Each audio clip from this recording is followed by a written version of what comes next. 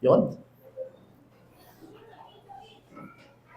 Pwede ba nating bigyan ng malakas na palakpak si Lord sa tanghaling ito?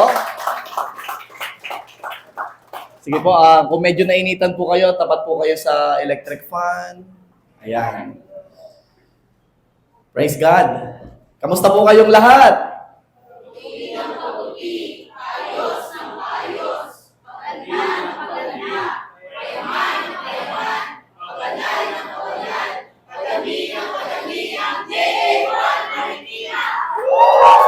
Praise God. J1 Culture.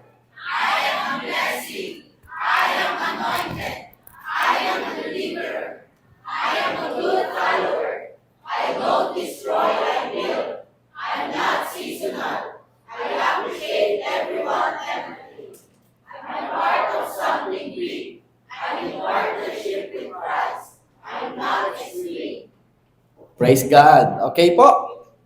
Magandang hapon po sa lahat. Kung meron kang katabi na hindi mo pa kilala, baka naman pwede mong hi, hello ka dyan. Hi, hello. Hello po.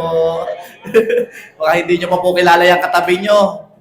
Hindi mo man lang binabate ng hi, hello. Okay.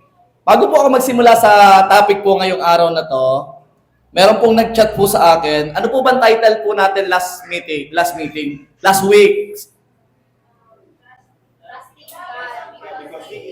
Okay. Trusting God because He is God. Okay. He's God. Ngayon po, Sunday po yun. Tapos nag-chat po sa akin si Vivian. At meron po mga patotoo po dito. Babasahin ko po sa inyo po ha. Nakakatuwa po ang mga boys. Di ba napansin nyo may mga umatid na boys po dito? Madami po yun. At biyaya po ni Lord, ang mga boys ng Quezon City. Alam po nila yung preaching ninyo. So halatang-halata daw po nakinig.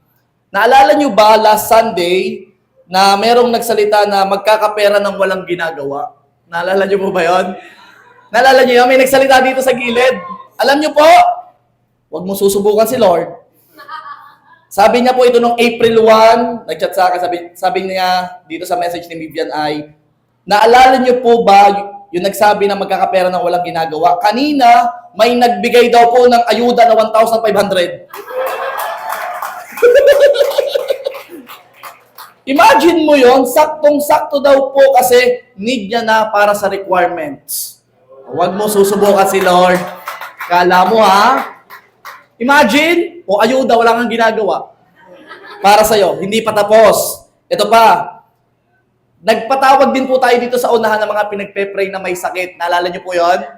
Pinag-pray po natin, isa-isa, biyaya ni Lord. Ito pa, may isa po sa kanila, doon sa boys, na ang ina niya po ay merong, nagpatawag daw po sa unahan ng may sakit sa family. Hindi daw siya nakalapit kasi nahihiya siya, kasi first timer pa lang po eh. Nagpapunta ko sa unahan, nahihiya siya. So hindi siya nagpunta. Pero nag-pray daw siya. So sa pwesto nag-pray. May sakit pala anak niya at namumblema siya ng pambili ng gamot at gatas ng anak niya. Then, ito po ang naganap. Ito lang pong week na to. Alam niyo po, kanina daw po may nagbigay ng pera at gatas ng anak niya. Napasabi daw siya, ang galing mo talaga. Grabe yun. O, di ba? Hindi pa tapos. Wait lang. Meron pa, last. Hindi ko po rin kilala, pero sige po. Hindi ko po nakahingi ng permiso, pero basahin ko na. Pas, may bago na naman pong testimony. April 1 nag-chat si Vivian. April 2 may nag-chat ulit. Ito na ang chat. Testimony po si Angie. Taga-Tondo po ito. Nag-declare kayo ng mataas na sahod. Mag-i-increase ang sahod. Ito na. Sinalo niya daw po yun. Akin yun. Nagkataon na naghahanap siya ng sagot sa tanong niya kasi ang dami daw niyang tanong na paano kapag ganito, ganyan, paano pag ganito, ganyan. Sabi niya pa dito, lumapit siya, nagpa-pray sa inyo. Kaninang umaga lang, tumawag company niya. From 28K, ginawang 35K. Wait lang. Wag lang siya umalis. Aba, grabing ginagawa ng Lord po. Narito ba siya? Ay, hello po. Yan. O, kita nyo naman. Buhay na pala to. Umanan lang Sunday. nakaranas ng miracle ni Lord. Bakit? Nanampalataya. Sino pa magpapapray? Kaya kayo, pag may mga preaching na ganyan, yun ay minsan lamang. Pag kayo tinatawag sa una, gusto ng pagpapala, ng healing, pumunta ka agad. Ikaw naman, nahihiya ka pa. Huwag kang magpatumpik-tumpik pa. Bumkara-kara ka. Punta ka agad dito sa unahan, magpa-pray ka. Kita mo may ginagawa si Lord. 3 sunod-sunod. Sa isang araw, babasahin ko naman testimony mo, ha? Mag-chat ka sa akin, babasahin ko yan. Okay? Kaya yung mga may patotoo dyan, humanda kayo. Sino pa excited sa word ngayon? Amen. Para ngayong week, may patotoo na naman. Amen? Ang title po nito ay The Great Exchange. Oh, hindi great talaga. Hindi lang exchange, kundi Great Exchange. Meron pong 3 naganap, hindi naman 3 naganap. As in, nagkaroon ng exchange or palitan. Meron po akong, medyo nawawala yung microphone. Siguro bati. Naganap po ang ating leadership camp and water baptism. Ito po ay naganap sa isang resort dito po sa San Mateo at biyaya po ni Lord. Grabe ang mga nangyari talaga. Mga puyat po lahat ng kasama ko.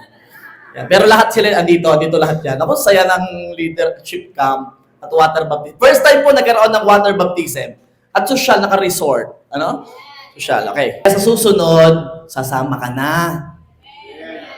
Ako po'y medyo may edad. Ay, si Tita Glo nga, kasama namin. Parang bata, naroon din o. Di ba? Kaya ikaw, sumama ka. Sama ng sama. Wala pong pambayad, manampalataya. Meron yan.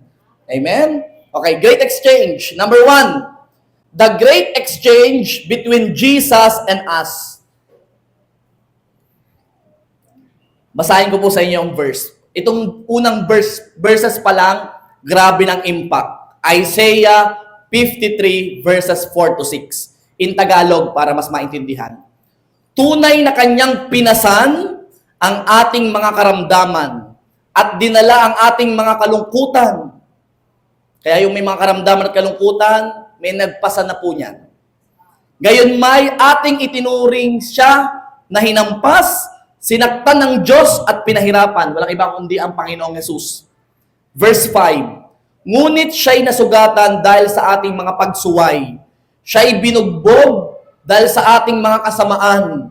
Ipinataw sa kanya ang parusa para sa ating kapayapaan. At sa pamamagitan ng kanyang mga latay ay gumaling tayo. Verse 6, tayong lahat ay gaya ng mga tupang naligaw. Bawat isa sa atin ay lumihis sa kanyang sariling daan at ipinasan sa kanya ng Panginoon ang lahat nating kasamaan. In short, dinala po ni Jesus Christ lahat ng kasamaan ng sanlibutan. Kaya gano'n na lamang ang pagpapahirap sa kanya bago siya mamatay. Jesus took our place bearing the judgment and wrath of God that we deserve. Sa totoo lang, sino ba ang may kasalanan? Taas nga po may kasalanan. Woo! Ay, yung iba, nagdalawang isip pa eh. Parang malinis. Lahat tayo! Lahat tayo may kasalanan. So, ang deserve ng parusa ay yung katabi mo at ikaw. Yan yun. Ikaw ang may deserve ng parusa kasi ikaw ang nagkasala. Tatandaan niyo po, ang nagkakasala, pinaparusahan. Imagine mo, sa halip na ikaw ang pinarusahan, ang Panginoong Yesus ang pinarusahan. Nagkaroon po ng exchange. Parang ganito. O, tatawag ako ng isang, maraming illustration ngayon. O, si Ram. O, si Ram muna. O, tatawag ko si Ram. Dahil pogi si Ram.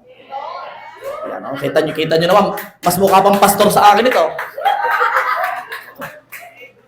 Okay. Ganito yan. Halimbawa, si Ram ay makasalanan. Medyo may itsura din naman, Okay, makasalanan yan. Ito dapat yung paparusahan. Ito yung hahampasin, lalagyan ng koronang tinik, magpapasa ng krus, papahirapan. Siya yung magbabayad dapat ng kasalanan kasi siya ang may kasalanan. Hindi ko na iisa-isa yung kasalanan. Malalaman nyo eh.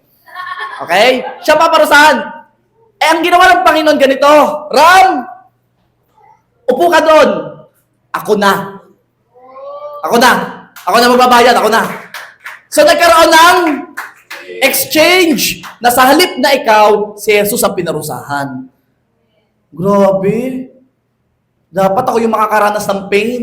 Pero sinagip ako ni Lord. Grabe, dapat ako makakaranas ng yung mga tinik-tinik dito.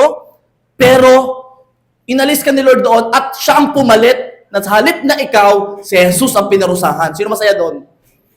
Yan ang ginawa ng Panginoon. Intro pa lang yan. Dapat tayo ang tatanggap ng galit ng Diyos sa kasalanan. Yes. Ang Diyos po ba'y nagagalit? Yes. Ang Diyos ay galit sa kasalanan. That is why dapat yung taong nagkasala ang parurusahan. Kasi ang Diyos ay galit sa kasalanan. Dapat talaga. Yung kasalanan na yun ay hindi basta kasalanan. Kasalanan sa paglapastangan natin sa pagka-Diyos ng Diyos. Imagine mo, nilalang ka lang. Sabi mo sa katabi mo, nilalang ka lang. Tapos yung lumalang, gaganunin mo lang. Magagawa ka ng kasalanan para sa kanya, nilalang ka lang. Siya ang lumalang. Imagine, ang dami-dami natin ginagawang kalokohan, ang dami-dami natin ginagawang kasalanan, pero sa halip na ikaw, singilin sa'yo, hindi siningil sa'yo. Wala din naman pong masisingil, pastor eh. Wala ako ngayon. Wala talaga masisingil kasi hindi sapat ang pambayad mo. Kaya si Jesus na ang pinarusahan sa halip na ikaw. Ganyan katindi ang ginawa ng Diyos. Ito pa. Pero in the first place, hindi naman talaga tayo karapat-dapat na magbayad dahil may kasalanan din tayo. Hindi pwedeng magbayad ka ng kasalanan. Pastor, dahil ako nagkasala, ba't ba naman ang Diyos ang nag-replace sa akin? Ako na magbabayad. Wow, lakas na lobo ha. Ako na yung magbabayad, ako na yung magpapapako, ako na yung wag nga ako. Yun ngang mapasok ka ng mainit, ayoko na. Yung pa kayang ipako sa krus. Baka aayaw ka, di ba? Wala tayong karapatan na bayaran ng kasalanan natin kasi may kasalanan ka din. Hindi pwede magbayad. Hindi natin kayang bayaran ang hinihinging katarungan ng Diyos. Hindi. Walang ibang paraan ang tao. Sa totoo lang, walang ibang paraan ng tao. Wala tayong magagawa para bayaran ang kasalanan mo. Ang tawag sa atin, we are hopeless. Totoo yan. Wala. Kahit pa ikaw ay magtayo ng relihiyon mo, kahit pa ikaw ang pinakamabait, kahit pa ikaw ang pinakamapagbigay, wala yang magagawa para bayaran ang kasalanan. Wala kahit isa. Salamat dahil ang Diyos na ang gumawa ng paraan. Alam niyo po, napakatinding katalinuhan ang ipinakita ng Diyos. Papakita ko sa inyo kung bakit napakatalino ng Diyos. Makinig mabuti. Paano mo ipapakita ng sabay ang Diyos ng pag-ibig at ang Diyos na makatarungan? Tandaan niyo po ha. Sino ang Diyos? Diyos ng at Diyos na? Napakahirap pagsabayin ito. Mga parents, paano siya sabihin, I love you habang namamalo ka? I love you! Ramdam mo? Mahal na mahal kita! Napakahirap pagsabayin ng pag-ibig at ng katarungan. Napakahirap. Yung sasabihan mong mahal kita pero sinasaktan mo siya, ang hirap. Ganito katindi ang ginawa ng Panginoong Hesus. Napakatalino ng Diyos. Makinig mabuti. Kapag pinarusahan ng tao, tandaan na, kapag pinarusahan ng tao, ang sasabihin ng tao, nasaan ang pag-ibig? Nasaan? Kala ko'y maibigin ng Diyos mo. Ba't ka pinarurusahan? May question. Ano pa? Ito pa. Kapag pinalampas ng Diyos ang ginawa ng tao, nasaan ang katarungan? Ang hirap. Walang susuotan ng Diyos doon. Bakit? Pag pinalo, walang pag-ibig. Pag hindi pinalo, walang katarungan. Anong gagawin ng Diyos doon? Napakahirap. Pastor, bakit hindi pwedeng palampasin na lang ng Diyos? Kasi Diyos naman siya ng pag-ibig. Bakit hindi pwedeng palampasin? Hindi pwedeng palampasin. Yung parang walaan na lang. Hindi pwede. Psalms 89 verse 14a. Righteousness and justice or katarungan are the foundation of your throne. Ang Diyos ay may batas. Ang Diyos ay Diyos ng katarungan. Kapag pinalampas lang na ang nilalang ay nilapastangan ang lumalang, mawawala ang sa trono siya. Hindi siya pinatawag na Diyos. Ganyan pala ang Diyos nyo. Pinapalampas lahat. So, hindi na siya Diyos ng katarungan. Pastor, ibig sabihin, guguho ang pundasyon ng trono niya kapag hindi binayaran ng kasalanan. Kapag pinalampas, maraming malalait sa Diyos natin. Wala pala yung Diyos nyo, walang katarungan, walang power, wala. Nagkasala ang tao pero hindi pinarusahan. Ano yun? Mawawala ang pagka-Diyos ng Diyos kapag pinalampas lang. Ganon katindi to. Isang Diyos na walang simula at walang katapusan, lumalang sa lahat, Diyos ng mga Diyos, hari ng mga hari, tapos ginawa ng kasalanan ng nilalang lang. Sino tayo para gawin yun sa lumalang? Di ba? Sino tayo? Kaya hindi pwedeng palampasin ng ganun-ganun lang. Kailangang may magbayad. Kailangan. Bakit, ang tanong, bakit pa binayaran ng Panginoong Yesus? Pwede namang parusahan na lang ang tao. Okay. Yun naman ang tanong. Huwag na ang Panginoon, ang tao na lang parusahan para quits. Yung parang okay na, bayad na. Hindi. Anong sasabihin ng tao pag pinarusahan ng tao? Ano ba yung Diyos nyo? Walang awa? Grabe, wala susuotan talaga ang Diyos. Grabe naman ang Diyos nyo, kalaki pag-ibig ka, ba't kayo pinarusahan? O, kita nyo na, ang hirap, di ba? Ang hirap pagsabayin ng dalawa. Walang awa, akala ko ba'y mahal kayo? Bakit sa inyo ginawa yan? Bakit kayo pinahirapan, hinampas, pinako sa krus? Bakit kayo pinahihirapan? Ang daming, ang daming, kahit saan ka pumuntang area, Diyos ng pag-ibig, Diyos ng katarungan, parehas may tanong. Parehas na may masasabi. Now, pareho kasing hinihingi ang katarungan at pag-ibig ng sabay. Ang tanong, paano yun gagawin ng Diyos? Ito na. Dahil ang Diyos ay kumikilo sa dalawang karakter na ito, kailangan pareho niyang magawa ito. Kailangan may pag-ibig at may katarungan. Dahil ang Diyos ang kumikilo sa dalawang karakter na ito, pareho niya dapat itong magawa. At pinili niyang iligtas ang tao at naipakita niya ang Diyos ng pag-ibig at Diyos ng katarungan ng sabay. Paano nangyari? Kailangan may pakita ng Diyos ang pag-ibig sa tao, hindi kayo ang magbabayad, tao. Hindi. Ako na ang gagawa ng paraan. Ipapadala ko ang aking anak na si Jesus, ang tagapagligtas. Hindi ka napaparusahan tao, ha? Exchange. Sa halip na ikaw, ang aking nag-iisang anak na lang, si Jesus. Siya yung paparusahan. O ano sasabihin ng tao? Makikita ng tao, sabihin, wow, Lord, thank you. Nagkaroon ng exchange. Mahal na mahal mo talaga ako. Hindi ako yung pinarusahan mo. May ibang pinarusahan. O, di ba? Eto na. Kailangan ding maipakita ng Diyos ang katarungan. Eto na. Kailangan may magbayad at parusahan. Kailangan may mamatay. At may gumawa. Si Jesus din. Si Jesus din ang gumawa. Sa halip na tayo ang mamatay, si Jesus ang namatay. Naipakita rin ng Diyos ang katarungan. Naipakita ng Diyos na mahal ka, kasi sa halip na ikaw parusahan, si Jesus, naipakita rin ng Diyos ang katarungan. Kasi sa halip na ikaw, tao, ang magbayad, si Jesus na nagbayad at si Jesus ang namatay. In short, parehong nagawa ng Panginoong Jesus. Pag-ibig at katarungan ng sabay. Napunuan pareho ang hinihinging katarungan at pag-ibig ng Diyos. At sasabihin ko sa iyo, ang ibinayad ng Panginoong Yesus ay sapat na nakabayaran sa lahat ng kasalanan ng sanlibutan. Sapat na. Hindi mo na kailangan bayaran pa. Wala ka nang gagawin. Kasi wala ka namang magagawa para bayaran. Si Jesus na ang gumawa. Pastor, kala ko ba paparusahan lang? Ba't mayroon pang kamatayan? Pastor, bakit kailangan may mamatay? Romans 6:23a.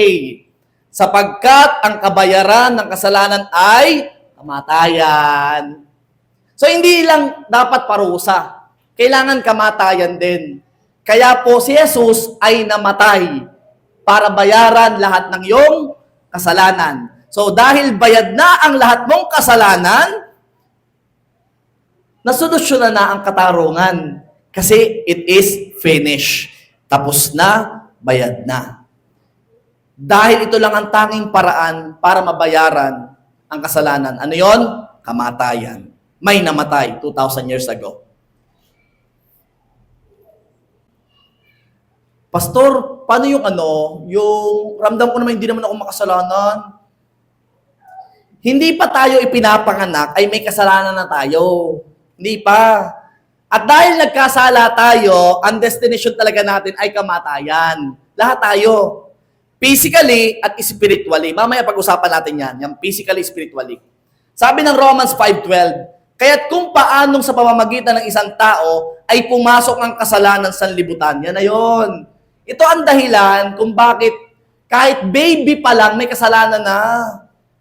Dahil sa isang tao, sinong tao yon? Yan, si Eva at si Adan. So, tayo po ay nasa linya ni Eva at ni Adan. In short, lahat tayo ay may kasalanan na nasa sinapupunan ka pa lang. Tingnan mo yung bata. Yung batang maliit, hindi mo tinuturoang maging madamot, kadamot. Bigyan ang Fred, bigyan mo yung Fred. Wala nagturo. Kasi inborn siya na may kasalanan. Alam niya na yung maging madamot. Di ba? Alam niya na yun. Kaya, dahil sa isang tao, may kasalanan ng sanlibutan. Kaya automatic, kailangan may mabayaran kasi may kasalanan. At sa pamamagitan ng kasalanan ay ang kamatayan. Ayun na. Ang pambayad talaga sa kasalanan ay kamatayan. Kaya dumating sa lahat ng mga tao ang kamatayan sapagkat ang lahat ay nagkasala. Ito na malinaw na verse. Lahat ay nagkasala. Sabihin mo sa katabi mo, nagkakasala ka pala. Ang tingin ko yung napakabait mo. May kasalanan niya kahit mukhang mabait yan. Kailangan niya si Jesus. Amen? Alam mo, kung mauunawaan mo ito talaga, yung unawang-unawa mo, mapapa-thank you Lord ka talaga. Thank you Lord. Imagine mo, ikaw ang paparusahan, hindi na lang ikaw. Wag na nga yan. Mukhang hindi tatagal. Si Jesus na lang, wag na yan. Nagkaroon ng great exchange. Kaya, ito po, sa halip na ako ay si Jesus. Thank you, Lord. Buti na lang hindi ako pinako. Kasi yung karayom nga, ayok hindi ako makatagal. Yung pako pa kaya. Imagine mo, sa halip na ako ay si Jesus, great exchange.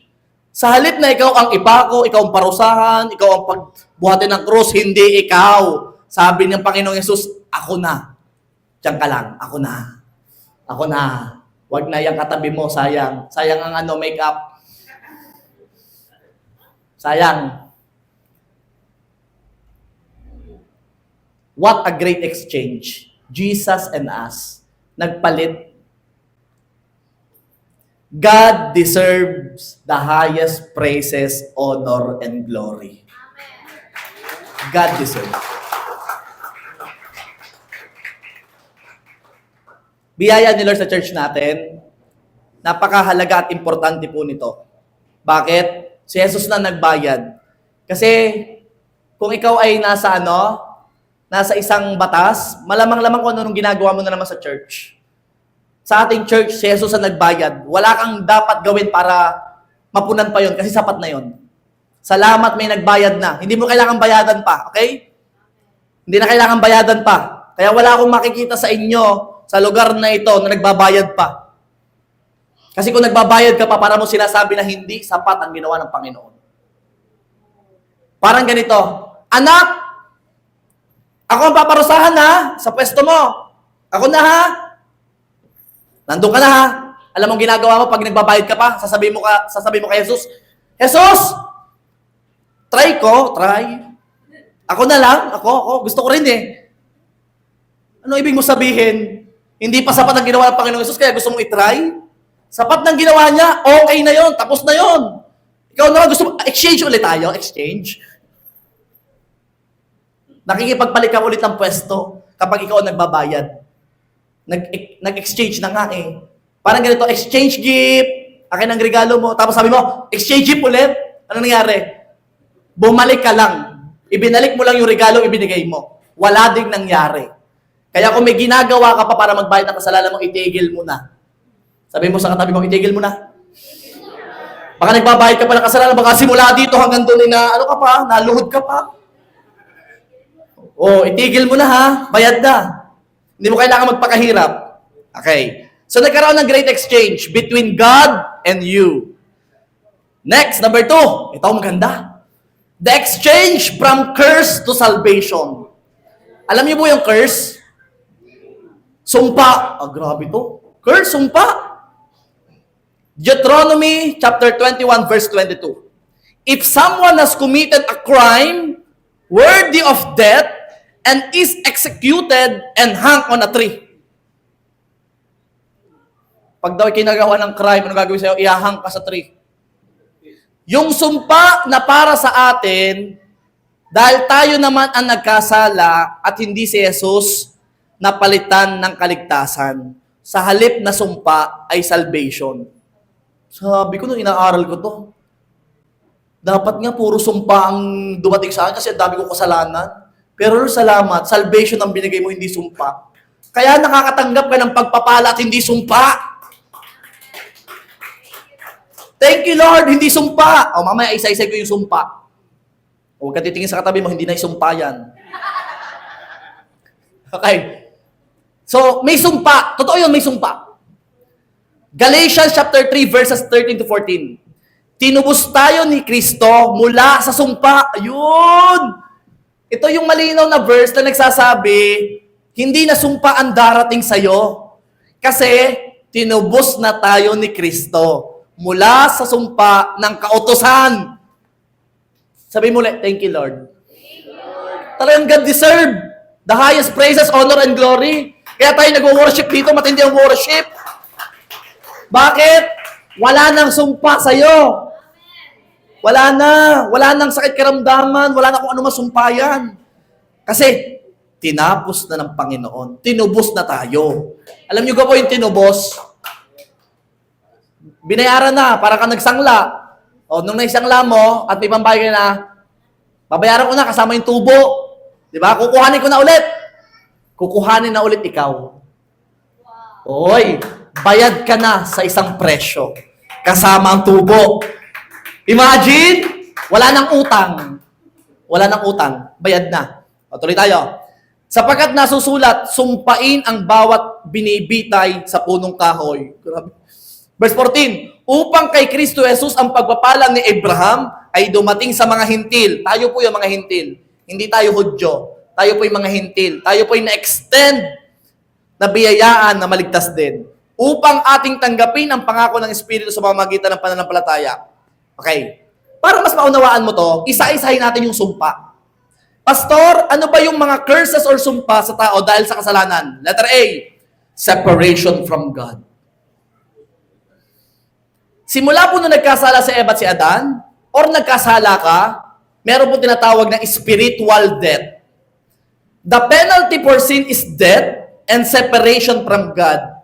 But through Jesus Christ, God offers forgiveness, mercy, and the chance for eternal life. Sabi nyo nga po, chance. Alam nyo po yung chance? Yung, ibig sabihin nun, pwede kang maligtas, pwede hindi. Alam niyo kung bakit chance ang sinabi dito? Kasi nasa sa iyong mga kamay kung gusto mo maligtas o hindi. Kaya may chance. Sino dito gustong ma-sure? Siyempre naman. Di ba? Kaya may chance. Nasa sa'yo. Kung gusto mo maligtas, nasa sa'yo. Kaya chance lang. Kapag separated ka kay God, alam mo na, separation from God, saan ka pupunta? Saan daw? Sa SM? Ibig sabihin nun, sa lugar na wala ang Diyos. Walang hope, walang peace, walang joy, walang life, walang iba, kundi sa hell. Yun ang pupuntahan mo. Separation from God. spiritual death. Kapag wala kang Jesus, alam mo na, welcome hell. Huwag niyo papalayin dito ha. Welcome home dito, welcome home. Kasi, ito yung sumpa. Itong kauna-unang sumpa. Pag gumawa ka ng kasalanan, separation from God. Kaya nung nagkasala si Eva at si Adan, ano sinabi ni Lord kay Adan? Nasaan ka, Adan? O, separated na agad. Hinahanap ng Diyos si Adan. Kaya pag nagkakasala ka, hinahanap ka ng Diyos. Nasaan yung anak kong yan? Anong mga pinagagawa niya? Kaya sabi mo sa katabi, babalik ka ha. Kung saan sa ka napunta. Okay, separation from God. Unang curse, separation from God. Tandaan nyo, pag wala ka kay Lord, welcome problem. Pag wala ka kay Lord, welcome suffering. Pag wala ka kay Lord, welcome pain. Pag wala ka kay Lord, welcome loneliness. Ikaw din, pili. Nasa iyong mga kamay. Number 2, letter B, suffering and pain. What God will do for those people who sin against Him, magkakaroon po ng suffering and pain. Ito ang curse. Romans 2:6-8. Kanyang gagantihan ng bawat tao ayon sa kanyang mga gawa. Ayon sa iyong mga gawa. Verse 7. Sa kanila na sa pamamagitan ng pagtitiyaga sa mabuting gawa na naghahanap ng kaluwalhatian at karangal at ng kawalan ng kasiraan, ay magbibigay siya ng buhay na walang hanggan. Ito yung mga Kristiyano naglilingkod kay Lord, nagmahal kay Lord, tumanggap sa Panginoong Yesus, magkakaroon ng buhay na walang hanggan. Verse 8, samantalang sa kanila na makasarili at hindi sumusunod sa katotohanan, kundi bagkos ay sumusunod sa kasamaan, ay para sa kanila ang puot at galit. Yun. So pag hindi ka sumusunod, merong puot at galit. If ayaw mag-repent, ayaw tumalikod sa lahat ng kanilang kasamaan, then tatanggapin nila ang puot at galit ng Diyos. Kaya, makakaranas sila ng suffering at pain. Sino gusto ng suffering at pain? Layo sa Panginoon. Kung gusto mo naman ng joy and peace, lapit sa Panginoon. Okay? I challenge you. Ang sumpa ay suffering and pain. Ayaw ko mangyari po sa inyo ito. Kasi ito po'y putol na ang sumpa. Amen? Letter C, physical death. Kamatayan ng katawan. Kanina kasi espiritu, ngayon katawan. Noong pong si Eva at si Adan ay hindi pa nagkakasala, wala pong katapusan ng buhay. Hindi po namamatay si Eva at si Adan, walang sakit karamdaman. Hindi nananakit ang garne, lahat na'y sumakit. Hindi. Kasi ang kanilang katawan ay hindi nasisira.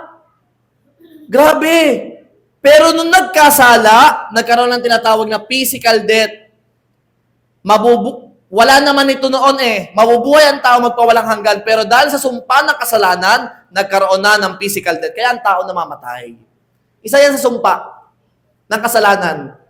Meron po ba kayong kilalang hindi namamatay? Wala pa nabubuhay na ganon. So lahat po ay namamatay. Kaya dahil sa sumpa, nagkaroon ng physical death. Letter D.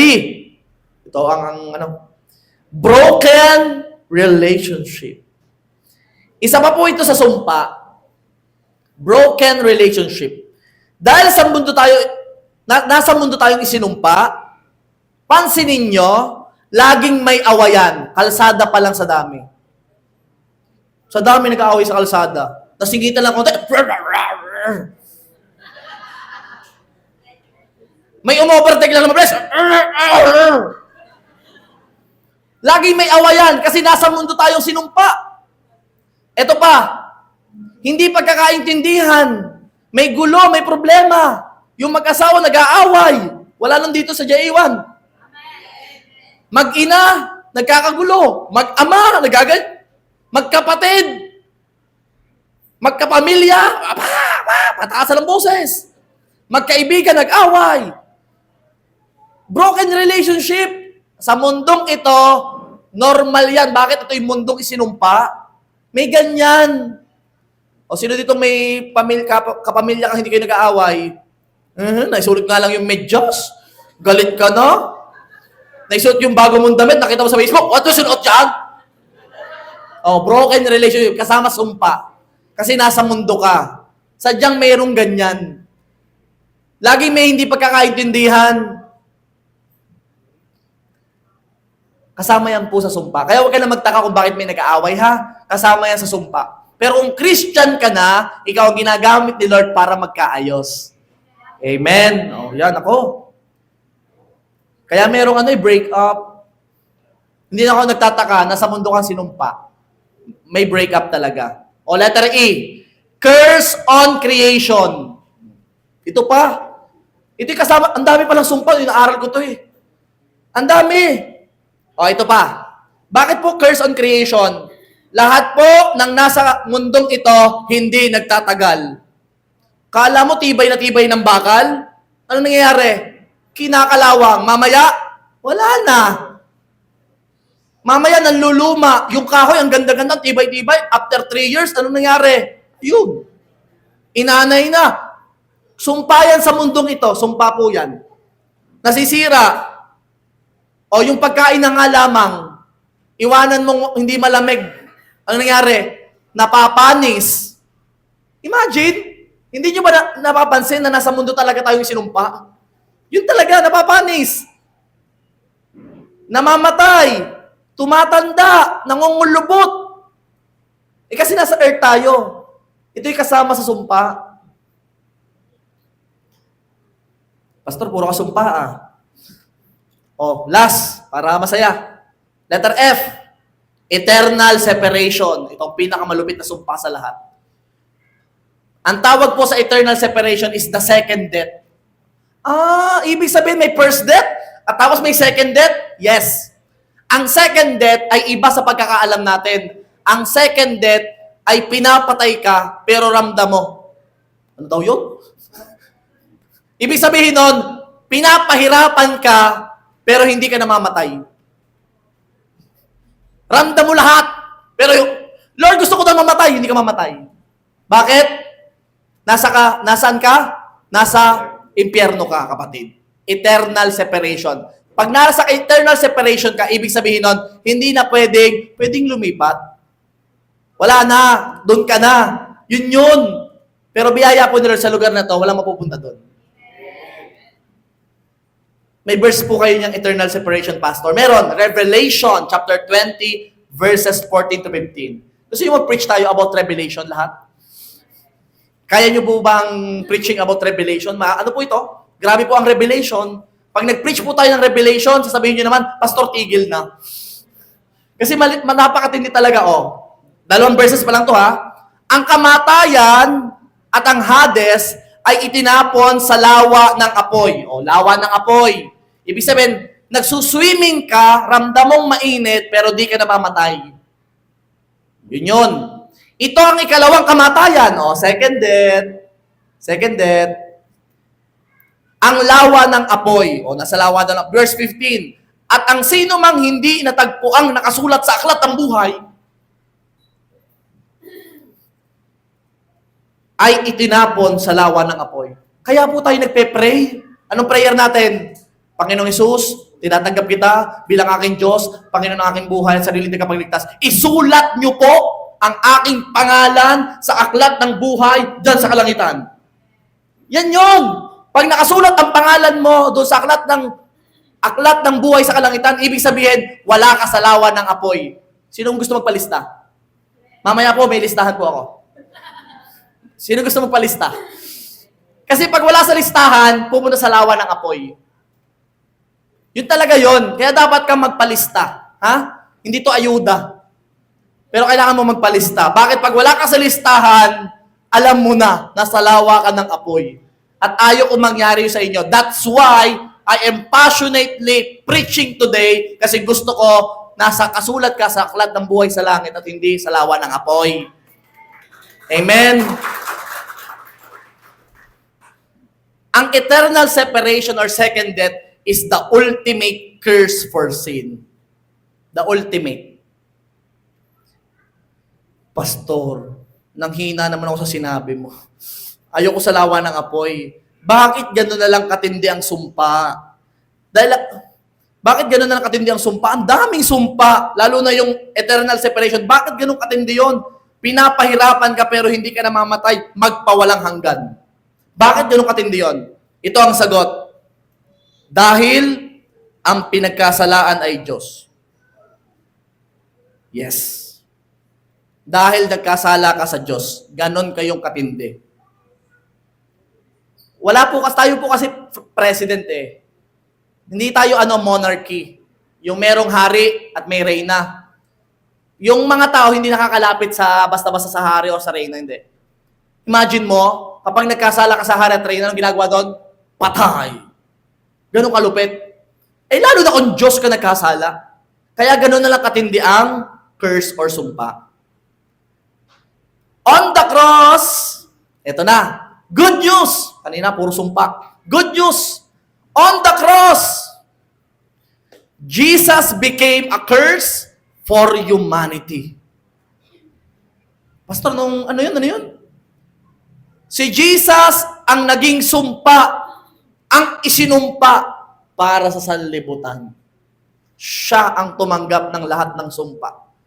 Taking the consequences of the law's curse so that the believers might receive the blessing of salvation. At nagkaroon ka ng forgiveness of sin and eternal life.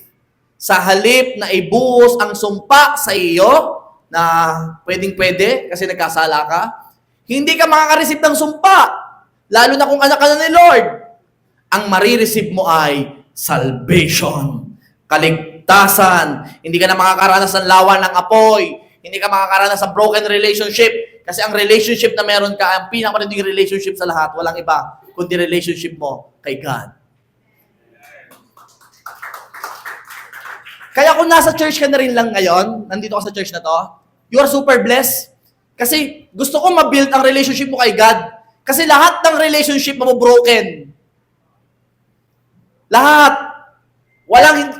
Kasi dito may may physical death. Oh, 'di ba pag namatay yung asawa, oh, 'di ba? Broken kasi sigurado. Pero kung kilala mo ang Panginoon, meron kang relationship na hindi mabobroken magpakailan pa man.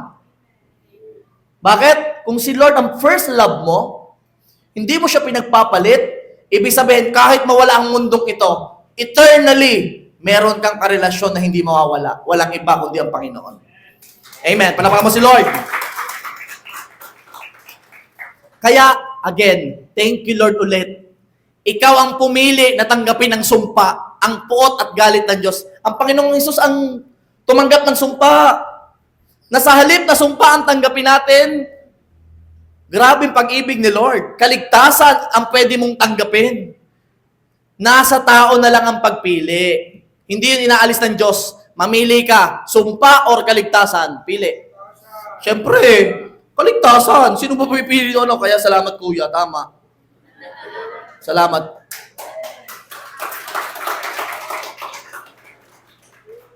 Sino ba naman pipili na sumpa? Piliin mo ng kaligtasan. At tatandaan mo, ang kaligtasan ino-offer na Lord ay hindi lang kaligtasan ng kaluluwa. Kaligtasan din sa lupa. Kaligtasan sa utang. May babayaran, mamaya bayad na. O, kaligtasan sa problema sa health, mamaya galing na. Ano bang kaligtasan ng gusto mo? Kaligtasan kalungkutan, mamaya-maya masaya ka na. May iniisip ka, kaligtasan sa isipin, mamaya wala ka na iniisip. Kasi may solusyon na. Yan ang kaligtasang ino-offer ni Lord. Kaya, mahalin mo ng totoo si Lord. At libre yung ino-offer ng Diyos, wala nang bayad. Libre, sabi nyo, libre. Wala ka nang babayaran. Pastor, anong hinihingi requirement ng salvation? Ephesians 2:8-9. For it is by grace you have been saved through faith, and this is not from yourselves. Kaya wala ka talaga gagawin para magbayad. Hindi tutungkol sa iyo. It is the gift of God. Pag sinabing gift, regalo, walang bayad. Not by works, so that no one can boast. Oh. Mahirap pag pinagtrabahuhan mo ang kaligtasan. Halimbawa, nagpakabuti ka dito sa mundo, talagang ginawa mo lahat, pag-akit mo ng langit, Lord! Kita mo naman yung ginawa ko! Oh, grabe talaga yung ginawa ko, Lord! Ang bait-bait ko! Ang sipag ko pa! Sasabihin ni Lord sa'yo, ang yabang mo. Nasa langit ka rin, mayabang ka pa. Nakuha niyo po? Kaya wala tayong pagmamalaki kasi wala tayong ginawa para sa kaligtasan. Ang Panginoong Yesus ang gumawa. Kaya pagkakit mo sa langit, Lord, salamat sa biyaya. Wala akong ginawa pero naligtas ako. Hindi ito tungkol sa akin, ito tungkol sa ginawa ng Panginoong Yesus. Kaya wala tayong may pagmamalaki sa Diyos. Amen? O, palakpakan mo ulit si Jesus! Woo! Ang sarap nitong pag-usapan talaga. Ito talagang, pag ito pinag-uusapan, talagang buhay na buhay talaga to. Number 3, lastly. Gusto marinig ng mga nakikinig na audience. Lastly, nakagising. The exchange of sin for righteousness. Malalim to, maganda to. Kailangan ko ng 4 na tao. 4 na tao. Lalayo ko to ha, 4 na tao. Sinong gustong mag-volunteer? Lapit! Dito. O si Hernan daw, isa. Si Kuya Jojo. Yan ang mga gusto. Si Kuya Dennis. O, more. O si Paul. Sige na.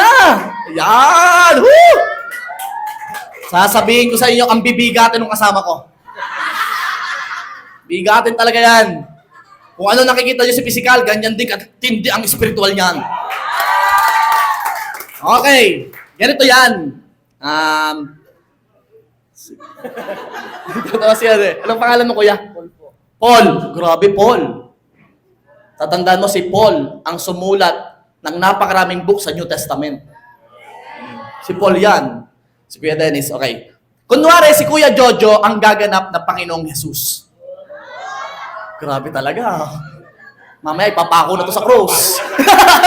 Di ba? Tapos, si Kuya Dennis ang gaganap na makasalanan. Bakit gano'n? Hindi yun. Yan, okay. Ang Panginoong Jesus, dahil siya ay Panginoon, meron siyang tinatawag na, ito. Nakaputi, tama-tama. Meron siyang righteousness. Matuwid, malinis, righteous, malinis 100%. Walang kasalanan. Righteousness. Ang Panginoong Jesus, may righteousness. Itong si tao, anong meron to? Kayo po ang gaganap na kasalanan, okay? Hawakan mo siya, kuya. Ayan! Woo!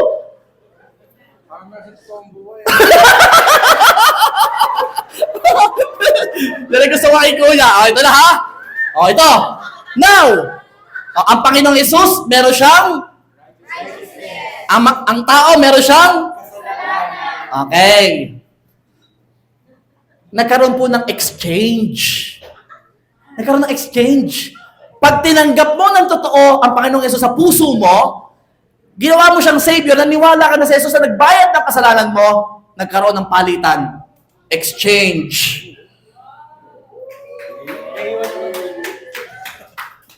Ano nang meron sa tao? Ano ang meron kay Jesus? Siya ang bumuhat ng lahat ng kasalanan mo. Ipinako niya lahat sa krus.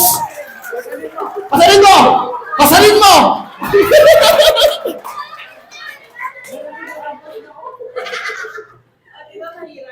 Anong ibig sabihin nito? Anong lesson nito? Kapatid, kung ikaw tinanggap mo na nagbayad ng kasalanan mo, tinuturing ka ng Diyos na matuwid, malinis, walang kasalanan. Tandaan mo, pag humingi ka ng tawad sa Panginoon, ituturing ka ng Diyos na righteous. At ang kasalanan, si Jesus na nagbayad. Ipinako na lahat sa krus. Binayaran na lahat ang kasalanan. Nagkaroon po ng tinatawag na double imputation. English yun. Ano po, pastor yun? Nagkaroon ng double imputation. Hindi lang nagpalit ikaw at si Jesus. Dalawa nagpalit. Nagpalit din ang righteousness at ang sin. Imagine, yung tao, matuwid na siya, malinis na siya. Kaya kung merong nabulong-bulong sa iyo, ikaw na may dating ganyan. Ikaw na may makasalanan. Ikaw na may ganitong ginagawa. Yan, may nabulong-bulong ka na, di ba? Pare!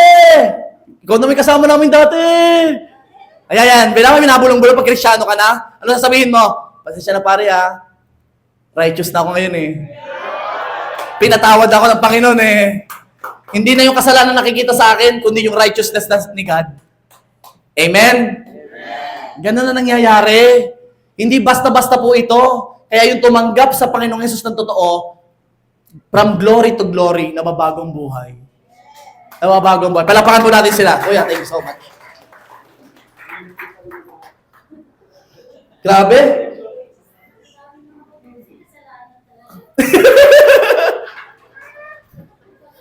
Ganito ang nangyari. Our sins are imputed to Christ. Our sins are imputed to Christ. At yung righteousness ni Christ is imputed to us. Sabi ko nung, ano yan? Ay, forward. Sorry. Talagang okay na? Sure? Yan. Sabi ko sa inyo eh. Kaya yung mga single dyan ha, ipag-pray mong yung mapakaging partner in life. Huwag magmadali. Ang nagmamadali, malimit, nagkakamali. Hayaan mong Diyos ang pumili. Baka sakali, darating siya na talagang pinili at kapili-pili. Puti bigla namin naisip. Okay. So sa madalit sabi, kapag humingi ka ng tawad, huwag mo nasisihin ang sarili mo. Righteous ka na. Tapos na yon. Tapos na kung ano man nangyari noon, binayaran na yun ng Panginoong Yesus. At kung may magpapaalala pa, ang sasabihin mo lang, bayad na. Bayad na. Tama ang sinabi ni Vivian, nasa krus na. May nagbayad na para sa akin. Kaya yung righteousness meron ako noon, pero yung sin wala na. Kinuha na ng Panginoong Yesus. Amen? Sige, palapakan mo si Lord. Pastor, nasan yung verse na yun? Gusto ko yung verse na yun, yung ginagawa nyo kanina. 2 Corinthians chapter 5, verse 21. For our sake, He made Him to be sin. Ayun. Kaya yung si Jesus Christ, katabi niya si sin. He made Him to be sin who knew no sin. So that in Him, we might become the righteousness of God. Matuwid sa Panginoon. Meron pa, 1 Peter chapter 2 verse 24a. He himself bore our sins in his body on the tree. Dinala niya lahat ng kasalanan natin. That we might die to sin and live to righteousness. Kaya kung meron ka pang kasalanan, matagal nang patay yun. Huwag mo nang buhayin pa. Kung napatay mo na, sabi mo, huwag ka nang bumangon pa. Kasi pag bumangon yan, zombie. Ano? Pag meron ka nang iniwang kasalanan, kung naiwanan mo ng bisyo, huwag mo nang balikan pa. Patay na yun eh. Kasi sabi dyan, live to righteousness. Tapos na ang pagbabayad ng sin. Tapos na. Kaya sinabi ni Jesus bago siya malagutan ng hininga, ano sabi ni Jesus? John 19:30. When Jesus had tasted it, He said, "It is finished." Then He bowed His head and released His spirit. Bayad na. Alam niyo sa ibang version, ang tawag po dito ay paid in full. Paid in full. Lahat ng kasalanan ng sanlibutan ay ibinuo sa katawan ni Jesus. Mapalad tayo kasi ang tawag ng Bible sa atin ay righteous. Righteous. Matuwid. At dahil matuwid ka na, ikaw ay mapalad. Romans 4:7-8. Last verse. Mapapalad ang mga pinatatawad sa kanilang mga masasamang gawa at ang mga tinakpan ng kanilang mga kasalanan. Mapalad ang tao na hindi ibibilang laban sa kanya ng Panginoon ang kasalanan. Hindi ibinilang sa iyo kasalanan. Kinuha ng Panginoong Yesus. Hindi na ikaw magbabayad. Si Jesus na ang nagbayad. Ikaw ay matuwid ngayon. Yung kasalanan mo kinalimutan na ng Diyos. Kinilimutan niya na lahat. In conclusion, and a challenge. Great exchange talaga. Thank you, Lord. Ganun na lang ang ipinagpalit ng Diyos, maligtas lang tayo. Anong ipinagpalit? Ang kaisa-isahan niyang anak. Kaya ang challenge, grabe yung pagpapalit, tama? Grabe yung exchange, talagang great exchange. Ang challenge ko sa iyo, I pray and I declare, huwag mo namang ipagpalit ang Diyos sa mga bagay ng ganun-ganun lang. Grabe ang ginawa niya, baka sa pagkakataong ito, wag mo siyang ipagpalit. Unahin mo siya kasi inuna ka niya. Amen? Unahin mo siya palagi. Kasi grabe ang pagpapalit na nangyari. Madali sa atin kasi tatanggapin lang natin ng Panginoong Hesus pero mahirap sa Kanya. Mahirap sa Kanya. Hindi yun madali. Kasi grabe ang sumpa. Grabe ang pain. Grabe ang suffering. Grabe ang pagbabayad. I hope and I pray sa pagkakataong ito, ilaban mo siya. Sino dito gustong ilaban ng Panginoon? Hindi pag Christian ka ay wala ang challenge sa kasalanan. Mas matindi nga. Mas matindi ang challenge sa kasalanan. Lalo na pag nag-iisa ka, namimiss mo ako, no? Ganyan ang kasalanan. Laging nabulong. Pero sa pagkakataong ito, iba lang labanan. Ilalaban mo ang Panginoon kasi ang Panginoon ay kasama mo na. Ilalaban mo siya. Ilalaban mo siya. Huwag naman madali namang sumuko sa kasalanan. Bayad na yun eh. Isang tawag lang, punta ka na agad. Sabi nung Sid, ikaw naman, sige na nga. Ang bilis naman. Eh grabe, pinaglaban ka naman ng Diyos. Baka pwede ipaglaban mo naman. Ayoko na. Tama na. Parang gusto ko pa eh. Huwag na nga. Yung may kalaban-laban naman. Para pag tinanong ka naman ni Lord, kamusta ka sa kasalanan? Ano sasabihin mo, Lord? Pinaglaban kita. Tiniis ko, ay mahirap. Tumakbo ako palayo. Huwag ko lang makita at marinig yon. Inalis ko sa rep. Inalis ko sa taguan. Inalis ko sa cabinet. Inalis ko sa cellphone. Sino din gustong mag-alis? Inalis ko sa buhay ko. Inalis ko lahat. Para lang maipakita ko sa iyong inilalaban kita. Sino dito gustong ilaban ng Panginoon? I invite you to stand up.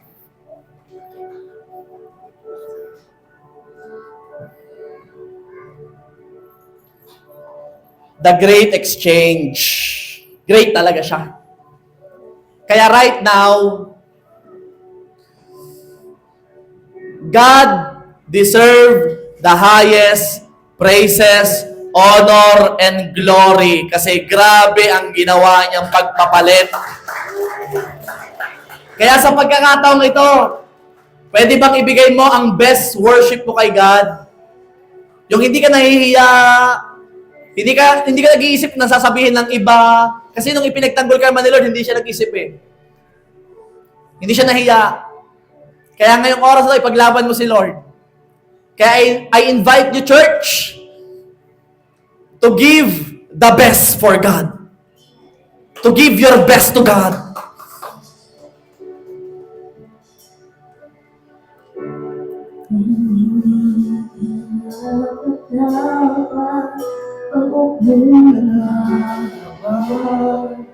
At wakas mo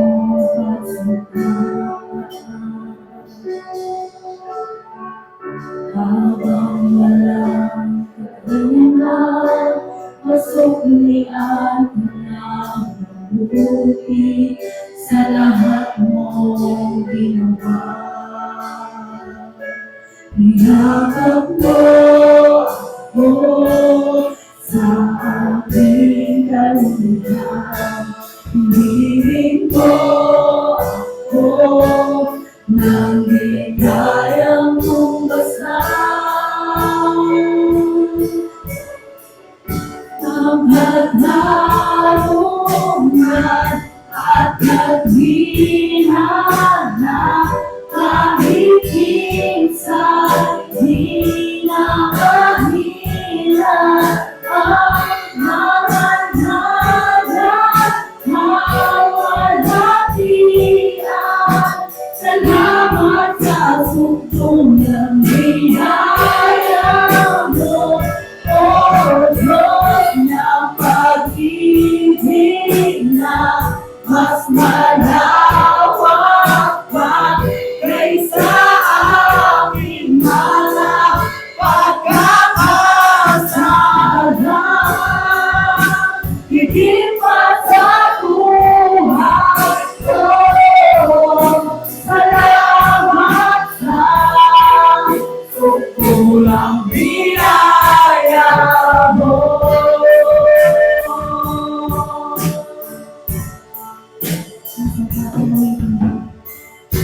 habang hindi karapat-dapat, pagkukulan ng mga at wagas mong pagsinta. Habang walang kakayanan, masuklian ka ng mabuti sa lahat mong ginawa. Yakap mo ako sa aking pagmamahal. Hindi ko ako nang di kayang umpasan.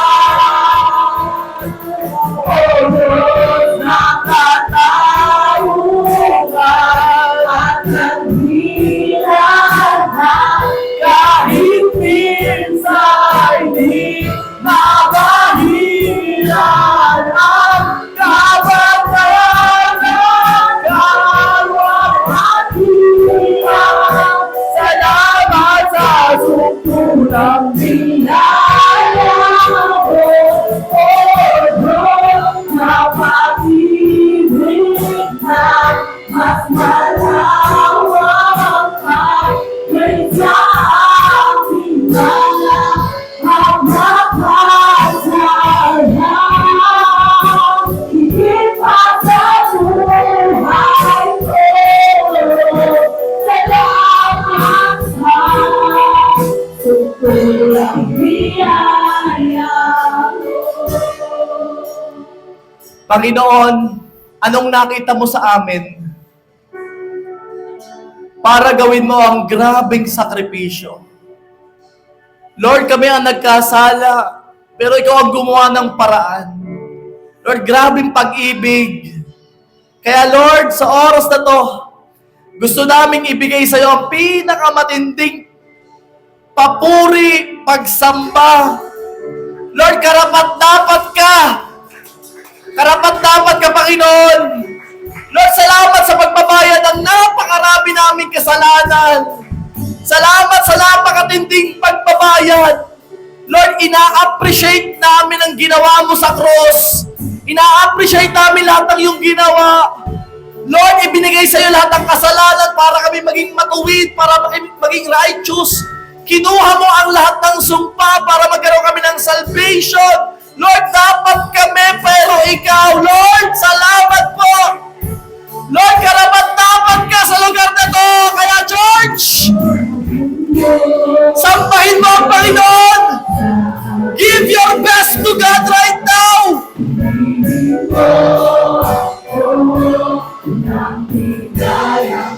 Niyakap mo. Yes, Lord. Niyakap mo kami sa aming karamihan.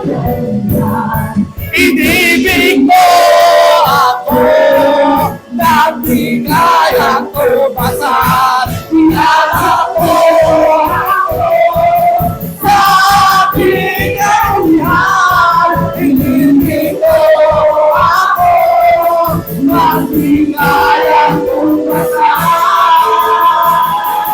O Diyos, nakatawag at naghilahan, kahit minsan di nabahilan ang kabanata ng kalwalhatian. Salamat sa sukulang biyaya mo, O Diyos, na pag-ibig na mas malawak pa